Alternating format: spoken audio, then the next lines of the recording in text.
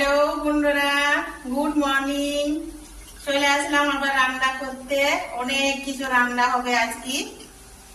ঘিমা শাক, আলু পোস্ত, আর হচ্ছে মাছের ঝাল শসা পোস্ত দিয়ে, তারপরে হচ্ছে ডাল হচ্ছে, আবার হচ্ছে সিদ্ধ ঝোল।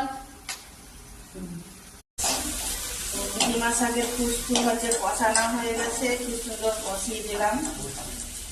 নিজের জলে শুকনা শুকনা কষে দিলে হেভি টেস্টি লাগে। এই যে পোস্তটা দিলাম।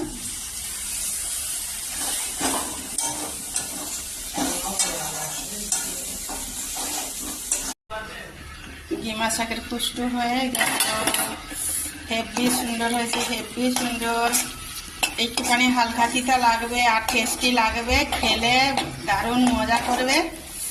যে খাবে সে মনে হয় ঘন ঘন খেতে ইচ্ছা করবে। হেভি টেস্টি হয়েছে ঘিমা শাকের পোস্ত। দেখুন দেখুন কিভাবে রান্না করে খায়। দেখুন দেখুন হয়ে গেল রান্না।